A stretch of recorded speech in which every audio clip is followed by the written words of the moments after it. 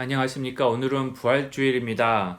예수님께서 다시 죽음에서 살아나신 그 날을 기억하면서 지금도 부활하신 예수님께서 저희들과 함께 이 자리에 계시고 살아계신 모습으로 저희들과 성령 안에서 동행하고 계신 줄로 믿습니다. 오늘 부활주일 예수님의 부활을 기억하면서 또 감사하면서 같이 보실 하나님의 말씀은 계속해서 신명기입니다. 신명기 10장 12절부터 22절까지 같이 보도록 하시겠습니다. 신명기 10장 12절부터 22절까지 제가 봉독해 드리겠습니다. 이스라엘아, 내 하나님 여호와께서 내게 요구하시는 것이 무엇이냐? 곧 내 하나님 여호와를 경외하여 그의 모든 도를 행하고 그를 사랑하며 마음을 다하고 뜻을 다하여 내 하나님 여호와를 섬기고 내가 오늘 내 행복을 위하여 내게 명하는 여호와의 명령과 규례를 지킬 것이 아니냐. 하늘과 모든 하늘의 하늘과 땅과 그 위의 만물은 본래 내 하나님 여호와께 속한 것이로되 여호와께서 오직 내 조상들을 기뻐하시고 그들을 사랑하사 그들의 후손인 너희를 만민 중에서 택하셨음이 오늘과 같으니라. 그러므로 너희는 마음에 할례를 행하고 다시는 목을 곧게 하지 말라. 너희의 하나님 여호와는 신 가운데 신이시며 주 가운데 주시요 크고 능하시며 두려우신 하나님이시라. 사람을 외모로 보지 아니하시며 뇌물을 받지 아니하시고 고아와 가부를 위하여 정의를 행하시며 나그네를 사랑하여 그에게 떡과 옷을 주시나니 너희는 나그네를 사랑하라. 전에 너희도 애굽 땅에서 나그네 되었음이니라. 내 하나님 여호와를 경외하여 그를 섬기며 그에게 의지하고 그의 이름으로 맹세하라. 그는 내 찬송이시요 내 하나님이시라. 내 눈으로 본 이같이 크고 두려운 일을 너를 위하여 행하셨느니라.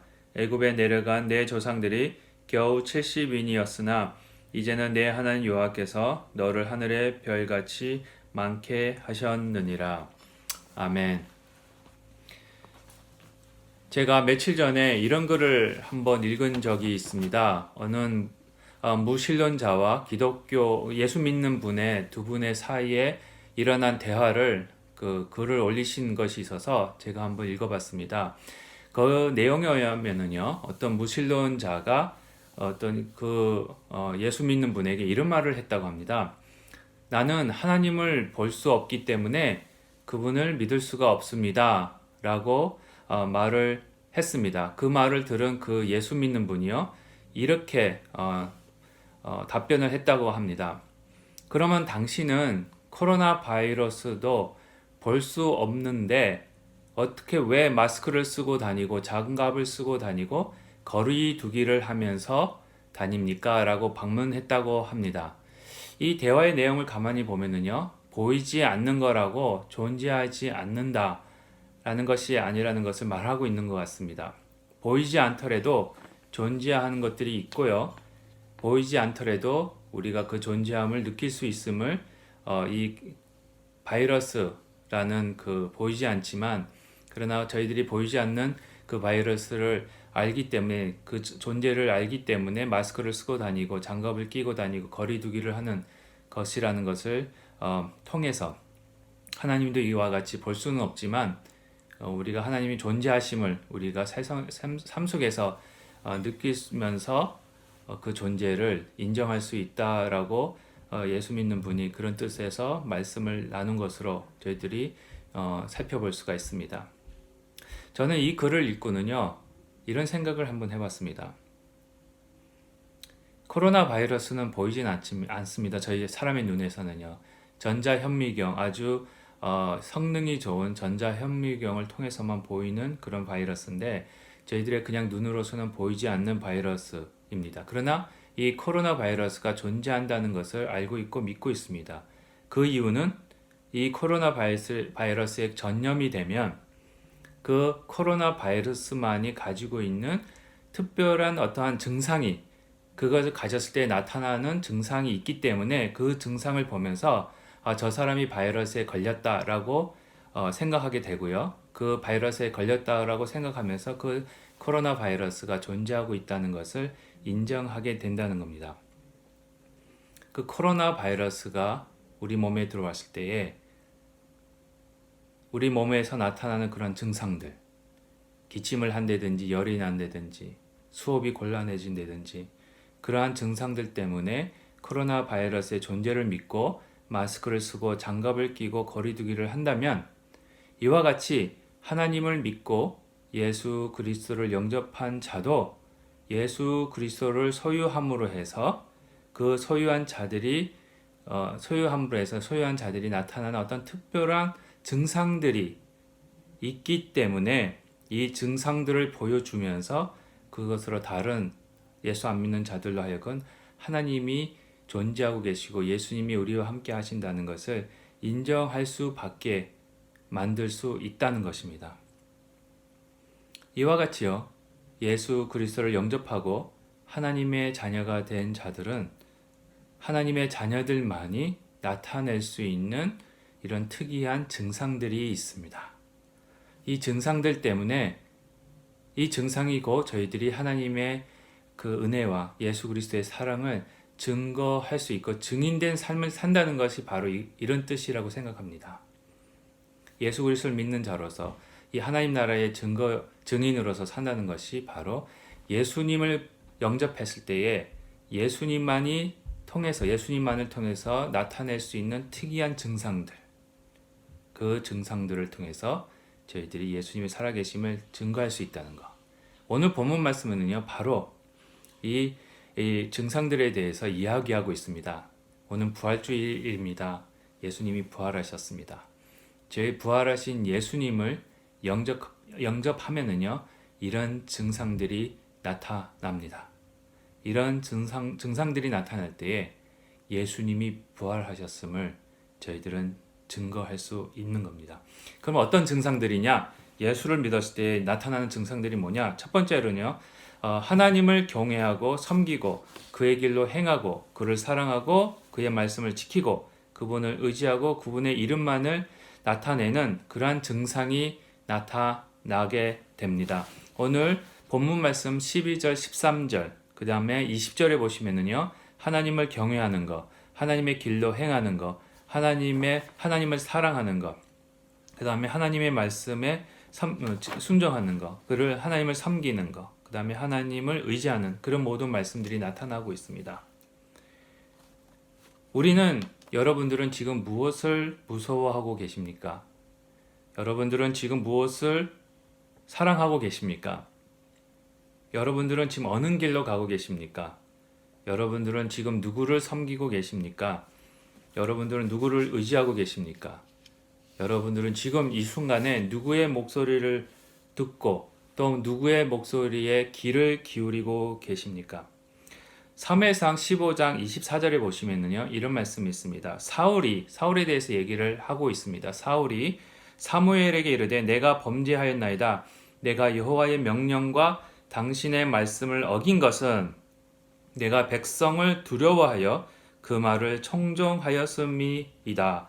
사울이 죄를 지었습니다. 그렇죠? 이 말씀은 이 상황이 어떤 상황이냐면은 사울이 이제 명령을 받았습니다. 사무엘한테서부터 이제 적군을 블레셋 사람 군대들을 물리치고 모든 것을 다 죽이라.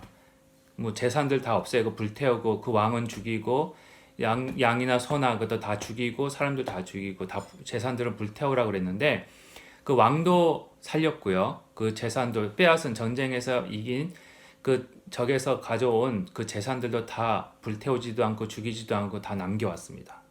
그랬을 때에 이제 사무엘이 순종이 제사보다 낫다는 말씀을 하시면서 책망을 하실 때에 사울이 이런 말을 하는 겁니다. 왜 사울이 하나님 말씀에 순종하지 않았을까? 왜 범죄했을까? 여기서 고백합니다. 사울이 하나님 앞에 범죄한 이유가 여호와의 명령과 그 다음에 사무엘의 말씀을 순종하지 못한 이유가 누구를 두려워했기 때문에 그런 범죄를 했냐면은 백성을 두려워했기 때문에 그렇습니다.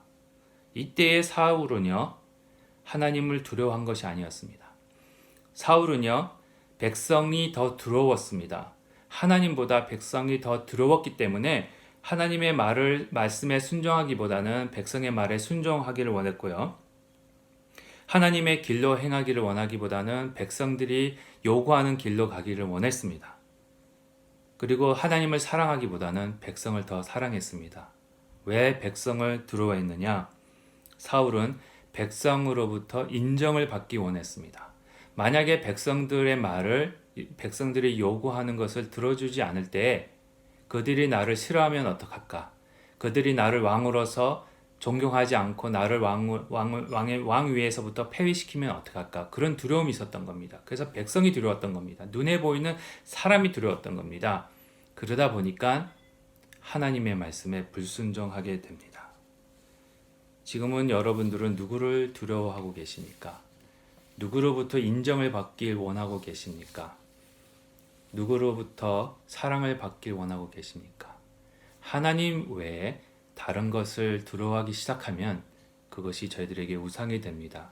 그래 되면요, 하나님을 섬기는, 하나님 말씀에 순종하는 그런 증상들이 나타날 수가 없습니다. 마태복음 10장 28절에 의하면 이런 말씀이 있습니다. 몸은 죽여도 영혼은 능히 죽이지 못하는 자들을 두려워하지 말고 오직 몸과 영혼을 능히 지옥에 멸하시는 자를 두려워하라. 이 마태복음 10장 28절에 의하면요, 사울은 엉뚱한 대상을 두려워한 겁니다. 백성들이요, 사울을 싫어할 수 있습니다. 하나님의 말씀에 순종하다 보면 백성들에서부터 인기가 떨어질 수 있습니다. 그러나 백성들은요, 사울을 폐위시킬 수는 있지만 그 영혼까지 죽일 수는 없었습니다. 그러나 하나님은 그 사울의 영혼을 내치시는 그런 분이셨습니다. 그래서 마태복음 10장에 보시면 두려워할 대상을 바로 알라라고 말씀을 하시는 겁니다. 계속해서 고린도후서 7장 1절 말씀을 보시면요, 그런즉 사랑하는 자들아, 이 약속을 가진 우리가 하나님을 두려워하는 가운데서 거룩함을 온전히 이루어 육과 영의 온갖 더러운 것에서 자신을 깨끗하게 하자라고 말씀을 하십니다. 예수님 안에서 예수님을 영접한 자들은요, 하나님을 두려워하는 증상이 나타납니다. 하나님을 두려워하는 증상이 나타나기 시작하면요, 다른 증상도 나타납니다. 코로나 바이러스도 똑같습니다. 그렇죠? 바이러스가 들어오면 열만 나는 게 아니고요, 기침도 하게 되고요, 그 다음에 호흡 곤란도 오게 됩니다. 그리고 몸도 아프게 되고 여러 가지 증상이 나타납니다. 똑같습니다. 예수를 믿는 것도요, 똑같습니다. 예수를 믿으면 하나님을 두려워하는 증상뿐만 아니라 그 두려워하는 증상 때문에 거룩해지는 증상도 나타나고요, 자신을 깨끗하게 하는 증상도 나타나게 됩니다. 이것이 예수 믿는 자의 증상입니다. 이 모습이 나타날 때에 주위에 있는 사람들이 저 사람들 삶 속에 과연 교회 안에 예수님이 살아계시는구나 라는 것을 확인할 수가 있다는 것입니다. 그럼 두 번째로 예수님을 믿는 자들에게 어떤 증상이 나타나느냐? 하나님만이 모든 천지 만물의 주인이 되시며 크고 위대하신 분이심을 알고 있다는 증상이 나타납니다. 오늘 본문 말씀 신명기 10장 14절과 17절에 하나님이 어떤 분이신지 소개되어지고 있습니다. 하늘과 땅과 그 위의 모든 것이 여호와 너의 하나님께 속했다. 14절에 보시면 하늘과 또 하늘 위에 있는 하늘과 땅과 그 땅 위에 있는 모든 것들이 다 하나님께 속했다고 말씀을 하십니다.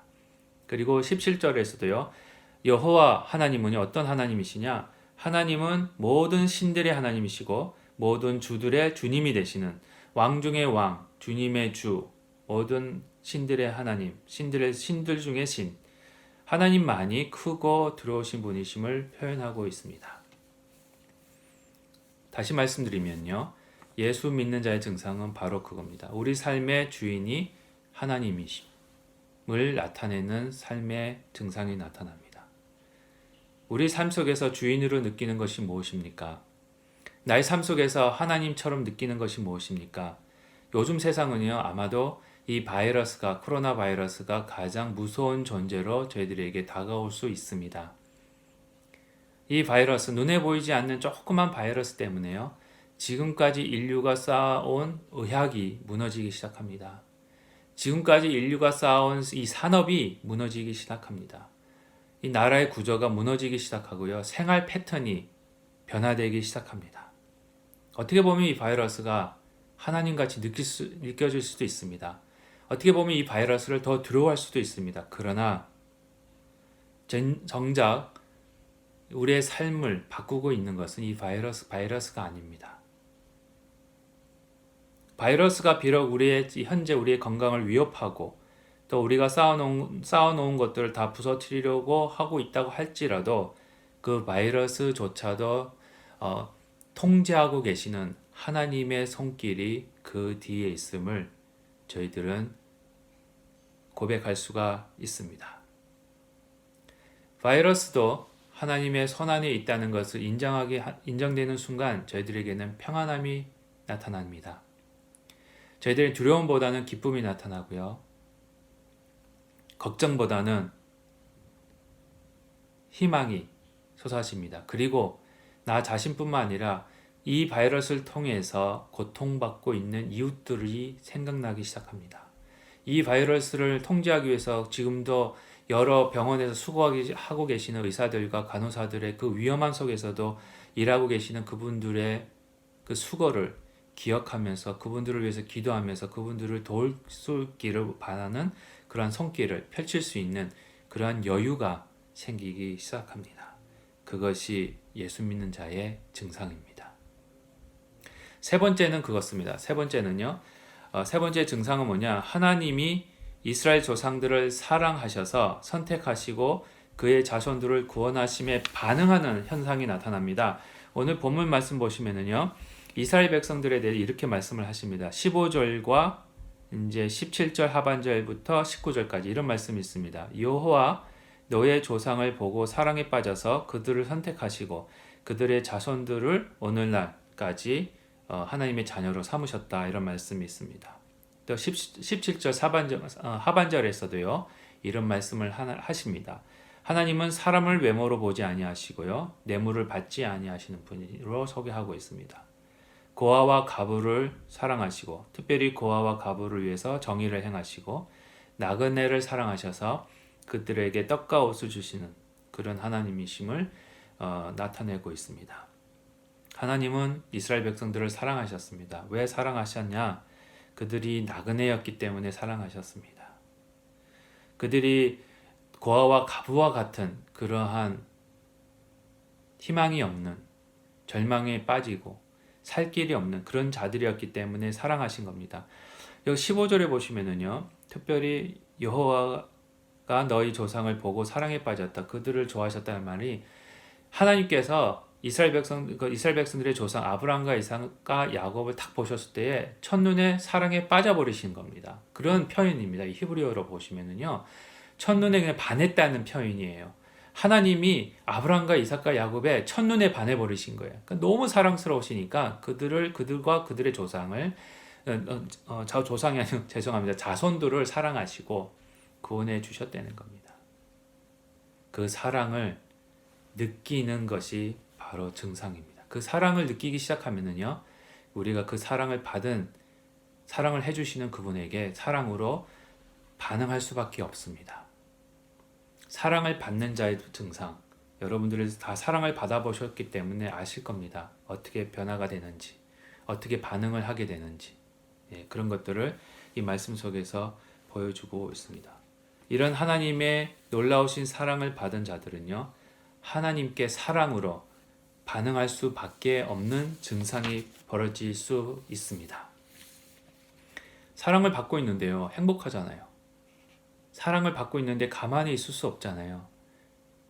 가만히 있어도 노래가 나오고 아무 이유 없이 행복하고 아무 이유 없이 감사가 나오고 아무 이유 없이 기뻐할 수 있는 것, 바로 우리가 사랑 안에 속해 있기 때문에, 하나님의 사랑 안에 속해 있기 때문에 그렇다는 것, 그런 반응이, 그런 증상이 벌어질 수밖에 없다는 겁니다. 그런데 문제는 여기에 있습니다.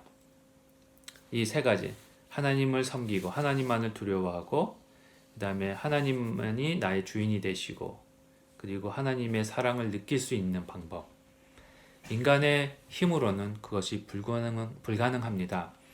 그래서 예수님이 이 땅에 오셔서 죽으시고 다시 부활하신 겁니다. 예수님의 부활이 없다면은요, 저희들에게 이런 증상이 일어날 수가 없습니다. 이런 세 가지 반응, 증상, 하나님만을 두려워하고 하나님만을 섬기고 하나님만이 천지 만물의 주인이 되시고 나의 삶의 주인이 되시고 그리고 하나님의 사랑이 그 어떤 것보다도 더 위대하고 너무나도 커서 그 사랑에 반응할 수밖에 없는 증상이 나타나게 하는 것은 예수님의 부활을 바로 믿었을 때에 일어나는 일입니다. 코로나 바이러스가 없으면은요, 증상이 없습니다. 그렇죠? 증상이 없어도 코로나 바이러스가 있으면 전염이 됩니다. 나에게는 증상이 안 나타날 수 있지만 이 코로나 바이러스 다 아시잖아요. 특유한 그 증상 중에 하나가 나에게는 어떤 열 나거나 이런 것들이 없더라도 남한테는 줄 수 있습니다. 복음이 바로 그겁니다. 복음은요, 내가 복음만 가지고 있으면 그것이 다른 사람한테 간염이 됩니다. 죄송합니다. 저희들 얘기를 해서 죄송한데 며칠 전에 바이러스가 막 이렇게 심해질 때 저희 큰 아이와 이런 얘기를 한 적이 있습니다. 왜 복음은 이 코로나 바이러스와 같이 이렇게 빨리 전염이 안 될까? 그럼 그 우스갯소리 한 번 적이 있는데 복음도 예수를 믿는 예수님의 사랑도 이렇게 빨리 좀 이렇게 전파가 됐고 전염이 됐으면 좋겠어요. 이거 행복한 전염인데 예 똑같습니다. 코로나 바이러스가 없으면은요 전염도 안 되고 증상도 안 나타납니다. 그러나 이와 같이 예수님이 없으면 전염도 안 되고요. 예수님이 없으면 이런 증상이 나타날 수가 없습니다. 특별히 단순히 오늘이 부활절이라는 걸 알고 있습니다. 예수님의 부활하심을 알고 있다고 해서 그 지식이 우리로 하여금 그런 증상을 나타나게 하는 것도 아닙니다. 코로나 바이러스에 대해서 잘 안다고 해서 코로나 바이러스가 가졌을 때 나타난 증상이 나타나는 건 아닙니다. 똑같습니다. 그 바이러스, 예수 그리스도를 아는, 부활을 아는 지식만 가지고는 증상이 나타날 수가 없습니다. 그 예수님의 복음의 부활의 사건이 내 피부에, 내 폐 속으로, 내 심장 속으로 들어올 때에 그것이 증상으로 나타날 수가 있는 겁니다. 그래서 오늘 아주 중요한 말씀을 하십니다. 오늘 본문 말씀 16절에 보시면은요. 그러므로 너희들의 마음에 할례를 행하시라고 말씀을 하고 계십니다. 오늘 10장 16절. 그러므로 너희는 마음에 할례를 행하고 다시는 목을 곧게 하지 말라. 저희 사도 바울도 이런 말씀을 하십니다. 로마서 2장 28절부터 29절 보시면은요. 대저 표면적 유대인이 유대인이 아니요 표면적 육신의 할례가 아니라 오직 이면적 유대인이 유대인이며 할례는 마음에 할지니 신령에 있고 의문에 있지 아니한 것이라. 그 칭찬이 사람에게서가 아니요 다만 하나님에게서니라. 마음의 할례를 받으셔야만 이런 예수님의 증상이 나타날 수가 있습니다. 마음의 할례란 뭐냐? 바로 거듭남입니다. 물과 성령으로 거듭남이 없이는 마음의 할례가 일어날 수 없고요. 마음의 할례가 없으면 저희들이 예수님을 모신 그런 증상이 일어날 수가 없습니다. 이 마음의 할례는요. 구약에서 이미 약속이 되어 있습니다. 에레미야서 31장 31절부터 34절까지 이런 말씀이 있습니다. 다 읽어드리지는 않겠습니다. 중요한 부분만 제가 말씀드리겠습니다. 에레미야서 31장 31절에는요. 새 언약을 세우신다고 말씀을 하십니다.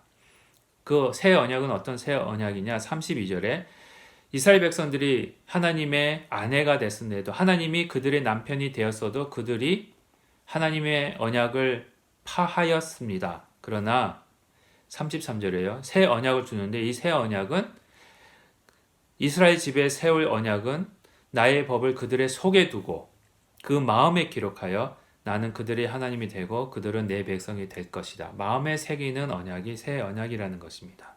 그러므로 해서 마음에 그 언약이 새겨졌을 때에 작은 자로부터 큰 자까지 다 하나님을 알고요. 그리고 하나님께서 그들의 죄악을 사하고 다시는 그 죄를 기억지 아니하리라 여호와의 말이니라 이렇게 말씀을 예레미야서에서 하고 계십니다. 예수님의 부활은 우리 마음을 할례를 시키시는 겁니다. 할례라는 것은요, 우리 피부에 굳은 살이 벗길 때 그 굳은 살을 벗겨내 버리는 겁니다. 굳은 살이 있으면은요, 아무리 거기에 바늘을 찔러 보십시오. 그 아픔을 느낄 수 있습니까?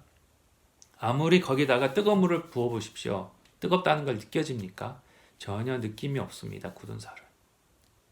그래서 예수님의 이 굳은 살이 박힌 이 마음은요, 아무리 예수님의 복음이 들어가도, 예수님의 사랑이 들어가도 기쁨이 없고 슬픔도 없고 아무것도 없는 거예요.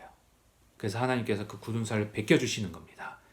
굳은 살이 벗겨지면은요, 굳은 살을 없애주시면은 그 안에 뭐가 있습니까? 부드러운 살이 나오기 시작합니다. 그것이 에스겔서 36장 26절에서 이런 말씀을 하고 계십니다. 또 새 영을 너희 속에 두고 새 마음을 너희에게 주되 너희 육신에서 굳은 마음을 제하고 부드러운 마음을 줄 것이며, 하나님께서 아주 특별하게 아주 구체적으로 에스겔서에 말씀하고 계십니다. 새로운 영을 주셔서 거듭나게 하셔서 성령을 주셔서 굳은 마음을 제하고 없애고 부드러운 마음을 주시겠다고 하고 계십니다. 그 부드러운 마음이 있어야 복음이 들어왔을 때 감사할 수 있고요, 기뻐할 수 있고요, 죄가 보이면 회개할 수 있고요, 슬퍼할 수 있고요, 통회할 수 있고요, 저희들이 하나님 앞에 울음으로 이제 부르짖으면서 할 수 있다는 겁니다. 그것이 부활의 역사입니다. 예수님께서 그런 저희들의 마음속에 부드러운 마음을 주시기 위해서 부활하셨습니다. 결론적으로 말씀드리겠습니다. 예수님의 죽으심과 부활로 말미암아 저희들은 죄 사함을 받았습니다. 부활로 말미암아 저희들은 새로운 피조물이 되었습니다. 새로운 피조물이 된 자들은요, 새로운 마음을 가진 자들입니다. 새로운 마음을 가졌다는 것은요, 저희들 마음을 할례를 시키셔서 부드러운 마음으로 만드셨다는 겁니다. 그 부드러운 마음으로 말미암아 예수님의 복음을 저희들 마음판에 새기셨습니다. 그러셨을 때에 예수님의 부활이 저희들 부드러운 마음으로 들어오기 시작하십니다. 성령에 의해서.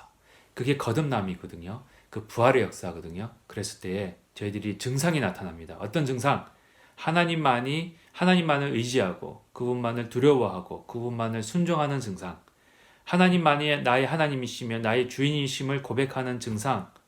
하나님의 사랑을 느끼고 하나님만을 사랑하는 모습으로 반응하는 증상들이 나타나게 됩니다.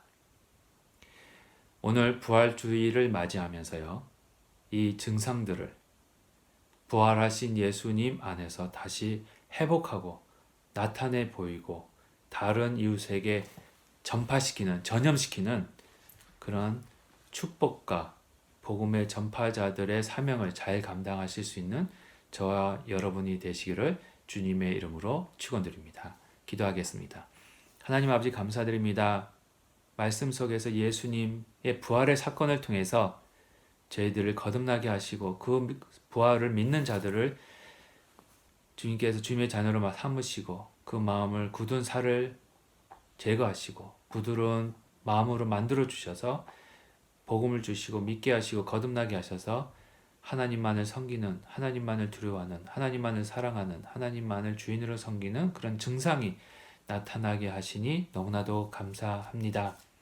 저희들이 그런 증상을 계속 나타내 보일 수 있어서 저희의 이웃들로 하여금 하나님을 찬양하고 하나님의 모습을 발견할 수 있는 저희들의 삶이 될 수 있도록 축복하여 주시옵소서.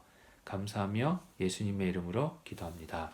이제는 우리 주 예수 그리스도의 은혜와 독생자까지 아낌없이 버리시고 우리에게 부활신앙을 허락하시는 하나님의 은혜로우심과 사랑하심과 또 새로운 피조물로서 새로운 마음을 가지고 예수 믿는 자들로서의 증상을 보이게 하시는 성령님의 교제하심과 교통하심이 이곳에서 예배하는 모든 분들 머리 위에와 그 가정과 또 직장과 사업 위에 지금으로부터 영원토록 함께 하시기를 축복하옵나이다. 아멘.